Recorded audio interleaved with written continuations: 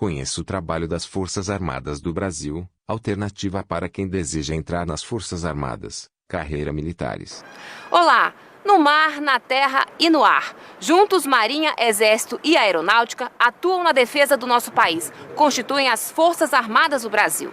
No programa de hoje, vamos conhecer mais sobre esse trabalho. Fique com a gente, o NBR Entrevista começa agora.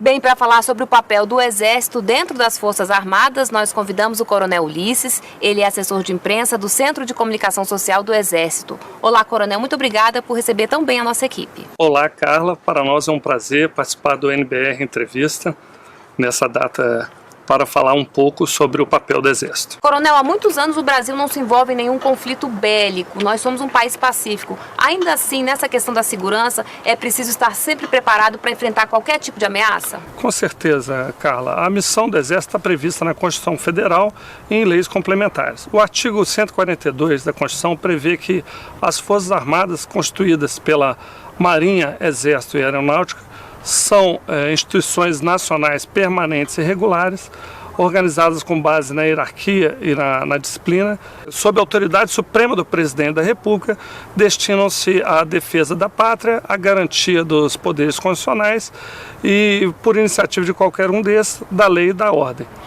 Então, o Exército, como outros países, tem uma vocação de defesa da pátria, o que demanda uma organização própria, uma estrutura com equipamentos modernos, com armamento com alto poder letal e um adestramento voltado para o combate.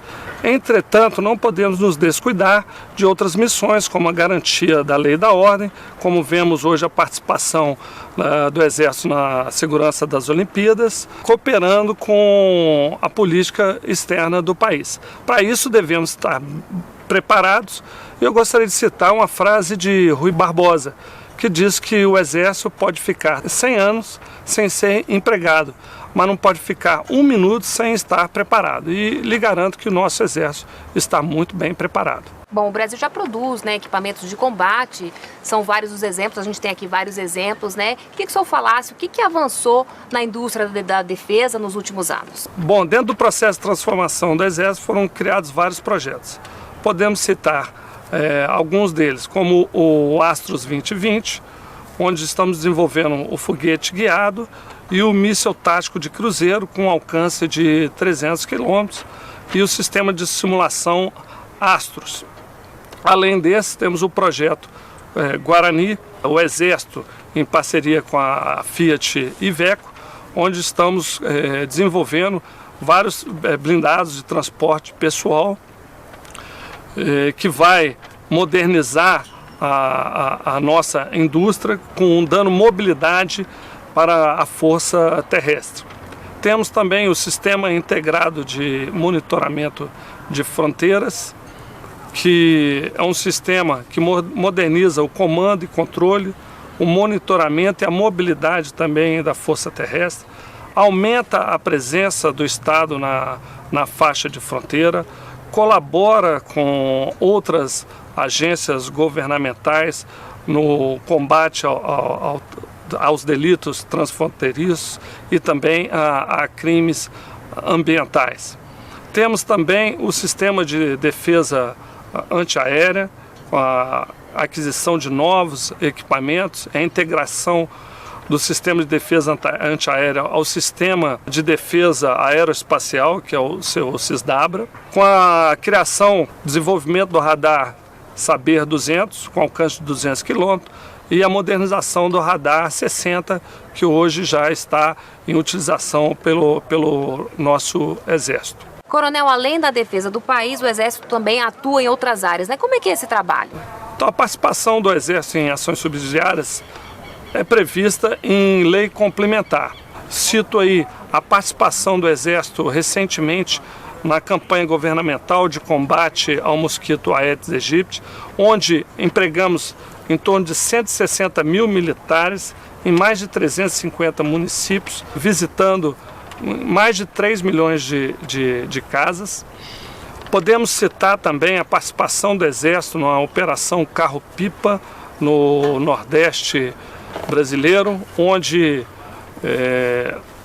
o Exército apoia, levando água para a população carente, assolada pela seca no sertão nordestino, atendendo em torno de 4 milhões de pessoas, contratando em torno de 6 mil pipeiros em mais de 800 municípios. E vou citar aqui um exemplo bem característico, que é a participação do Exército na duplicação do aeroporto de Guarulhos, onde o Exército terminou a obra antes do prazo e devolvendo aos cofres públicos mais de 150 milhões de reais. E como é que é a participação do Exército nas missões de paz? O Exército participa das missões de paz desde a criação da Organização das Nações Unidas. Podemos citar a participação do Exército no Canal de Suez, a participação nas missões em Angola e Moçambique e, mais recentemente, no Haiti. Estamos desde 2004 com um batalhão de força de paz constituído por tropas do Exército, da Marinha e também da Aeronáutica. O Exército já enviou para essa missão mais de 32 mil militares e também estamos com um general desde de 2004, sempre enviando um general do Exército que comanda a missão de paz no Haiti. Como é que é a participação feminina no Exército hoje, coronel? A participação feminina do Exército remonta os tempos da heroína Maria Quitéria, que combateu nas lutas de consolidação da independência. Tivemos também destaque com o envio de enfermeiras durante a Segunda Guerra Mundial. Mas a participação regular da mulher se deu em 1992, com a entrada da mulher nas fileiras do Exército, em várias áreas, como a saúde, a engenharia militar e daquelas especialidades que compõem o quadro complementar do Exército. Eu cito algumas aqui: administração, ciências contábeis, comunicação social, direito, pedagogia, psicologia. E a partir do ano que vem, nós já teremos a participação da mulher na linha de ensino bélico-militar. Vamos realizar um concurso esse ano, onde a mulher vai poder entrar para a Escola Preparatória de Cadetes do Exército e, em seguida, para a Academia Militar das Agulhas Negras, se formando oficial. Ou para o Centro de Instrução de Aviação do Exército, onde ela vai se formar sargento. Maiores informações podem ser encontradas no nosso site www.eb.mil.br. Bem, vocês participaram ativamente dos Jogos Olímpicos Rio 2016, tanto na área da segurança como também nas competições por meio do programa Atletas de Alto Rendimento. Enfim, como é que foi essa experiência? Na parte do desporto, o Exército, a participação dele já é histórica. Lembro aí o nosso atirador Guilherme Paraense, que ganhou a medalha de ouro em 1920 nas Olimpíadas da Antuérpia. E a participação do Exército com esse programa de atletas de alto rendimento se iniciou em 2008, visando os Jogos Mundiais Militares, e com sucesso dessa participação nos Jogos Mundiais Militares, estendemos o programa até as Olimpíadas e já há previsão de estender o programa para 2020. Tivemos aí uma participação relevante, com a prata com o sargento Felipe Vu, o bronze com a Poliana Okimoto, né, na maratona aquática, e também com o judoca Rafael Silva. Tá certo, coronel. Muito obrigada pela sua participação no NBR Entrevista e até uma próxima oportunidade. Nós que agradecemos, foi um prazer enorme participar do programa. Bem, a gente agora vai fazer uma rápida pausa. No próximo bloco, vamos conhecer mais sobre a atuação da Marinha. Até já!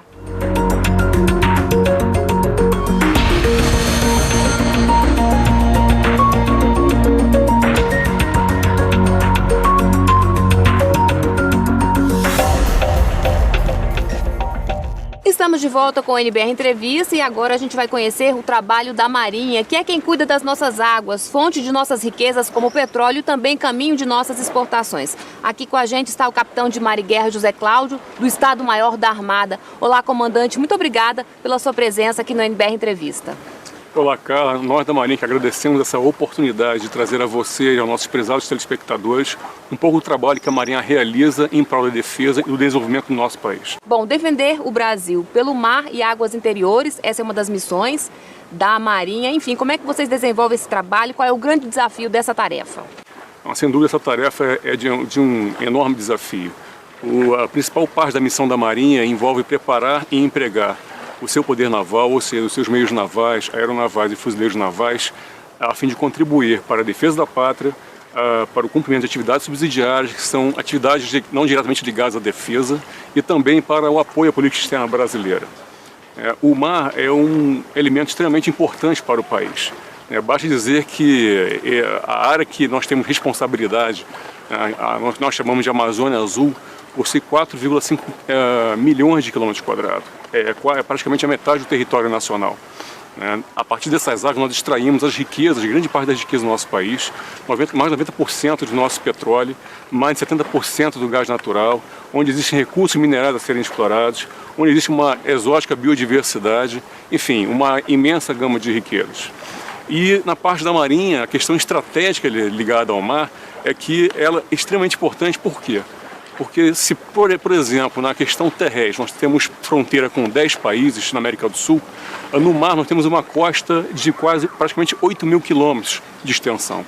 E essa costa, na verdade, faz fronteira com o mundo inteiro, porque através das águas internacionais nós podemos chegar ao mundo inteiro e o mundo inteiro pode chegar até nós. Daí a importância estratégica do mar para o país. A Marinha, consciente desse desafio, ela, baseada na primeira versão da Estratégia Nacional de Defesa, ela construiu uma série de projetos estratégicos que visam aumentar a sua capacidade de melhor cumprir a sua missão em prol da defesa do país.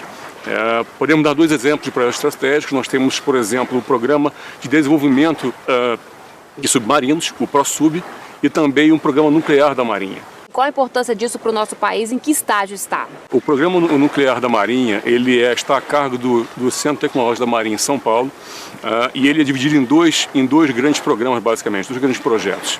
O primeiro é a construção do laboratório de geração nucleoelétrica e o segundo é o domínio do ciclo de combustível nuclear. O laboratório de geração nucleoelétrica, que nós chamamos de LabGene, ele tem o propósito maior de prover ao Brasil a capacidade de projetar, construir, operar e fazer a manutenção de reatores nucleares.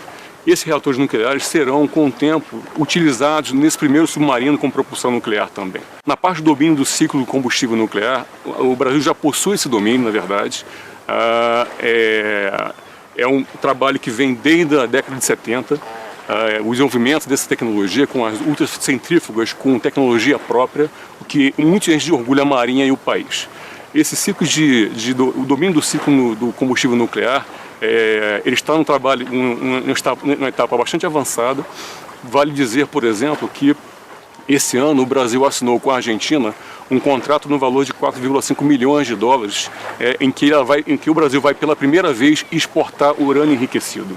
Isso não é para poucos. Somente 12 países no mundo, contando o Brasil, conseguem enriquecer o urânio, para mais diversas finalidades de tempo de paz, inclusive. Comandante, muita gente não sabe, mas além da defesa, a Marinha também realiza ações sociais e humanitárias. Eu queria que o senhor falasse um pouquinho a respeito desse trabalho. É verdade, Carla. Não é à toa que o lema da Marinha é protegendo nossas riquezas e cuidando da nossa gente. A segunda parte do lema mostra bem esse trabalho que a Marinha desenvolve há décadas de forma já tradicional. Por exemplo, nas regiões da bacia amazônica e da bacia do Pantanal, a Marinha possui navios que trilham seus rios, são baseados nessas regiões, são navios de patrulha fluvial, navios de assistência hospitalar, que levam um pouco do Estado brasileiro a essas regiões, a essas populações ribeirinhas. Muitas das vezes o Estado não consegue chegar lá, afinal de contas, os rios são as estradas dessas regiões muitas das vezes. Então o papel da Marinha em apoio dessa população é essencial. Não é à toa também que, por conta desse apoio já tradicional, as populações que chamam carinhosamente os navios da Marinha, que levam esse apoio a elas, de navios da esperança. Isso mostra bem o papel importante que a Marinha possui nessas áreas. Bom, o Brasil também participa de missões de paz e é reconhecido internacionalmente por isso. Enfim, qual é a contribuição da Marinha? É uma contribuição muito elevada. Nós possuímos hoje a Força Interina das Nações Unidas no Líbano, chamada de UNIFIL, e também a Missão de Estabilização das Nações Unidas no Haiti. Nós temos essas missões, elas trazem à Marinha, ao pessoal que dela participa, uma expertise muito grande na sua preparação e na sua execução. Desde a parte de preparo do logístico, preparo da parte dos navios, do seu pessoal, até da parte operacional. No Haiti, os contingentes, nós temos uma interação muito grande com os contingentes nacionais também, uma outra contribuição, uma outra oportunidade de interação pela interoperabilidade com as demais forças, o Exército, por exemplo, e também no caso do Unifil, principalmente também, nós temos uma interação com navios de outras marinhas. Então há um intercâmbio da Marinha do Brasil com outras marinhas que dela participam. O desafio é enorme, porque o desafio envolve, na verdade, essa preparação, essa atuação da Marinha em zonas muito distantes de suas bases, então o desafio logístico é muito grande, né, e numa área em que ela não está acostumada a atuar. Bem, comandante, a Marinha foi a primeira das forças a admitir mulheres em seus quadros e também vocês foram os primeiros a ter a primeira mulher oficial general, que é a contra-almirante Dalva Mendes. Enfim, o que isso significa para vocês? Bom, isso significa muito para a Marinha, porque é uma forma que a Marinha tem de estabelecer uma sintonia forte com a sociedade, né? A mulher vem ganhando espaço cada vez maior na sociedade, com a sua competência, enfim, o seu tirocínio. Então é importante, a Marinha já desde a década de 80, ela admite mulheres na força, no ingresso de mulheres na força. Ela tem o pioneirismo da Almirante Dalva, como você bem mencionou. E também, recentemente, em 2014, nós admitimos na Escola Naval, por meio de concurso, as 12 primeiras mulheres a servirem como aspirantes da Escola Naval, a formação de oficiais. Elas comporão no futuro o Corpo de Intendente da Marinha. Bem, quem acompanhou a Olimpíada no Rio de Janeiro viu muitos atletas prestando continência na hora do hino nacional, né, quando receberam as medalhas. Enfim, são atletas do programa Atletas de Alto Rendimento. Eu queria saber qual é a participação da Marinha nesse programa. A participação da Marinha no programa de atletas de alto rendimento se dá através do PROLIM, que é o Programa Olímpico da Marinha. É uma participação de apoio aos atletas. Eles já vêm formados, já vêm sua formação esportiva já com própria. O que a Marinha, as Forças Armadas dão é um apoio específico para esses atletas, um apoio que muitos deles colocam como significativo. As estruturas esportivas da Força, uma remuneração mensal, assistência de saúde com nutricionistas, fisioterapeutas e tudo mais. Enfim, é um apoio complementar a esses atletas, né? E não é à toa que nós percebemos, na verdade, da parte deles até um orgulho grande de fazer parte desse time, né? Agora, nas Olimpíadas, recentemente, no time Brasil, 55 atletas eram da Marinha e, coincidentemente ou não, das 7 medalhas de ouro conquistadas, 4 foram da Marinha. Comandante, muito obrigada então pela sua participação aqui no NBR Entrevista. Nós agradecemos. Muito obrigado. Bem, no próximo bloco vamos voar nas asas da Força Aérea Brasileira. Até já!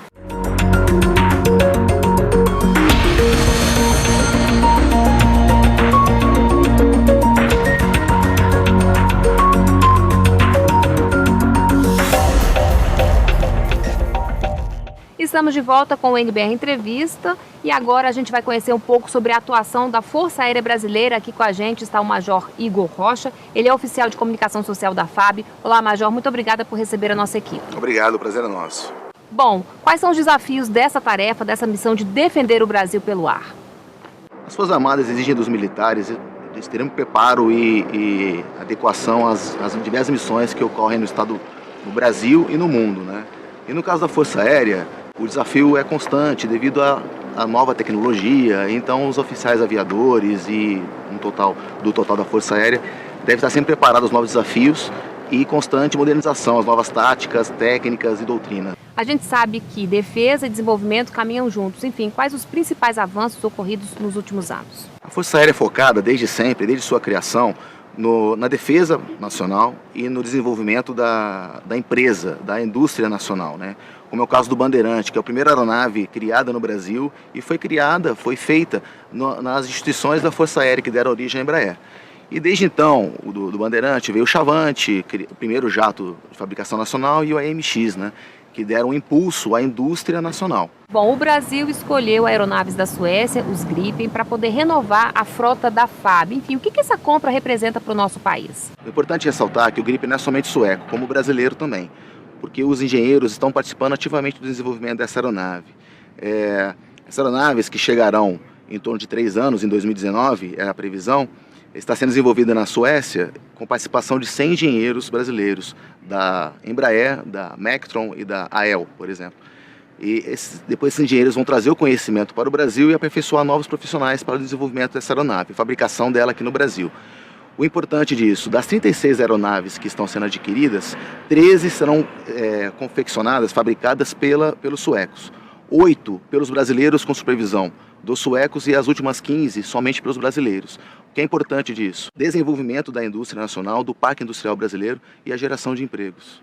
Bom, a defesa não é a única missão de vocês, assim como o Exército e a Marinha, né? Vocês também realizam ações sociais e humanitárias. Como é que é esse outro lado da FAB? A Força Aérea está preparada para atuar em diversas áreas do país, 24 horas por dia. Seja em missões de paz, como essas missões, nós chamamos de auxiliares, né? Que é ajuda humanitária em enchentes, secas, queimadas. Então, a mobilidade da Força Aérea permite isso. De 2013 a 2015, fizemos 68 transportes de órgãos. Somente nesse ano, de 2016, foram executados 39 transportes de órgãos. E para a Força Aérea é bastante gratificante realizar essa missão, salvar vidas diretamente. Bom, você tinha falado anteriormente em missões de paz. O Brasil participa de várias, né? Tem a MINUSTAH no Haiti, tem a missão do Líbano, enfim. Qual é a contribuição da Força Aérea Brasileira? De 2011 a 2015, enviamos 250 militares de 8 pelotões de infantaria de Força Aérea para o Haiti. Esses militares se integraram ao Exército para auxiliar aquela população do Haiti. Além disso, a Força Aérea atua mais efetivamente no transporte logístico desses militares, né? Onde todo o transporte de material e carga e pessoal foi executado pela Força Aérea. No terremoto, por exemplo, de 2010, a totalidade dos equipamentos foi transportada por aeronaves da FAB. Além disso, a Força Aérea instalou um hospital de campanha que funcionou por 4 meses e atendeu mais de 24 mil pessoas. Major, como é que está o interesse pela carreira militar nos dias de hoje? O interesse ainda é grande do jovem para ingressar na Força Aérea, né? O sonho de criança de ser piloto ainda existe, né? Mas a Força Aérea não se restringe somente ao oficial aviador. Tem diversos ramos profissionais, desde mecânico de aeronave até cursos superiores, como advogado, psicólogos, contadores. E todas as formas de ingresso estão contidas nas nossas mídias e no nosso site www.fab.mil.br. Major, em relação à participação feminina, vocês saem na frente, né? As mulheres ingressaram na Força Aérea em 1983 e desde então é crescente a participação das mulheres, né? Nós temos hoje 11 mil mulheres de um total de 65 mil militares. Em 2006 formamos a primeira turma de oficiais aviadoras, que hoje estão no posto de capitão. E elas podem chegar até, futuramente, como comandantes da Força Aérea. 1.300 horas de voo foram cumpridas pela Força Aérea Brasileira durante os Jogos Olímpicos Rio 2016. Enfim, qual é o balanço desse trabalho? As aeronaves de defesa aérea voaram mais de 1.000 horas de voo somente cumprindo missões de defesa aérea. Realizaram 29 interceptações de aeronaves que estavam voando próximo às áreas de exclusão. E o mais importante disso foi o controle do tráfego aéreo. O grande fluxo que gerou durante os Jogos Olímpicos Rio 2016 foi superado pelo grande preparo dos controladores e da Força Aérea em geral, que fez com que o índice de pontualidade não baixasse, mesmo com o fluxo de tráfego sendo bastante aumentado. Enfim, o resultado positivo foi fruto de um grande planejamento prévio e o conhecimento adquirido nos grandes eventos realizados anteriormente. Bom, a participação de vocês também foi marcante nas competições. A gente viu muitos atletas recebendo medalhas, atletas da FAB, do projeto Atletas de Alto Rendimento. Enfim, como é que foi para a FAB fazer parte, né, dessa experiência de participar como atleta durante aí os Jogos Olímpicos? A Força Aérea enviou 36 atletas militares para os Jogos Olímpicos Rio 2016. Desses atletas, conseguimos 4 pódios que foram orgulho não só para a Força Aérea, mas para toda a nação brasileira, né? Esse projeto de alta performance é bastante importante, principalmente agora, que os patrocínios privados diminuem e o atleta necessita desse apoio para continuar seu treinamento e manter seu alto rendimento. Tá certo, Major. Muito obrigada então pela sua participação aqui no NBR Entrevista. Parabéns pelo trabalho e até uma próxima oportunidade. Nós agradecemos a oportunidade de mostrar um pouquinho mais da Força Aérea para a nossa população. Bem, a gente fica por aqui. Outras informações no site do Ministério da Defesa e para rever o programa é só entrar no nosso canal no YouTube. Muito obrigada pela companhia e continue na NBR, a TV do Governo Federal.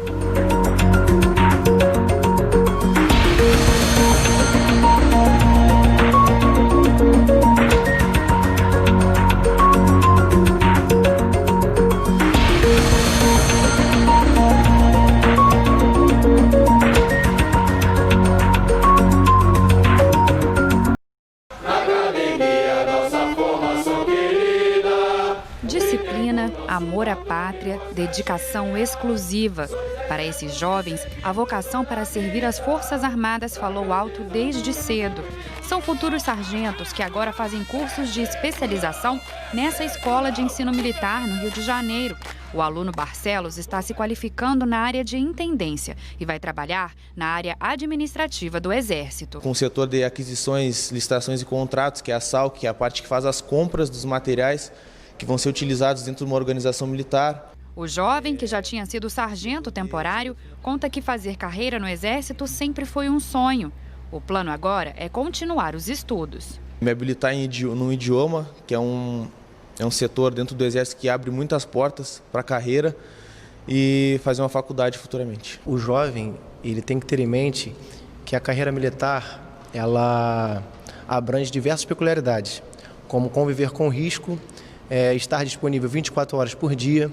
Ele tem que ter um bom preparo físico, aliando a sua vocação e seu anseio e a sua vontade de servir a pátria de forma plena. São várias as áreas de atuação oferecidas para quem pretende seguir carreira nas Forças Armadas. No caso do Exército, o ingresso pode se dar por meio de concurso público, alistamento militar obrigatório ou processo seletivo. Para mulheres, não há distinção na forma de ingresso. Joyce concluiu o ensino médio enquanto fazia um curso de técnico de enfermagem. A certificação deu um empurrãozinho para a aprovação na prova do Exército na área da saúde. Eu sempre me encantei, assim, sempre algo dentro de mim me chamou a atenção para que eu fosse militar. E eu acredito que quando eu entrei aqui, eu encontrei essa vocação. Está superando todas as minhas expectativas. Eu tenho me dedicado, tanto no estudo quanto na área física. O soldado S. Ferreira ingressou nas Forças Armadas pelo alistamento militar. Ele continuou no Exército após cumprir o período obrigatório de 1 ano. No exercício da profissão, ele conheceu a topografia, ciência que estuda as condições da superfície de um território. Minha expectativa agora é tentar ir à carreira militar, que é a prova, através da prova para sargento, ingressar nessa carreira mesmo de topografia, que eu achei bastante interessante. E para quem pretende seguir carreira na área, fica a dica de quem entende do assunto. Se dedicar nos estudos realmente e fazer um preparo físico para ingressar no período básico ali. Estudar muito e se preparar fisicamente. Focar no objetivo, que lá na frente vai ter recompensa. Pela glória do Brasil tudo faremos, das granadas do frago não nos aterra. Somos fortes. Inscreva-se agora em nosso canal. Vem muito mais vídeos pela frente para você. Curta, comente e compartilhe.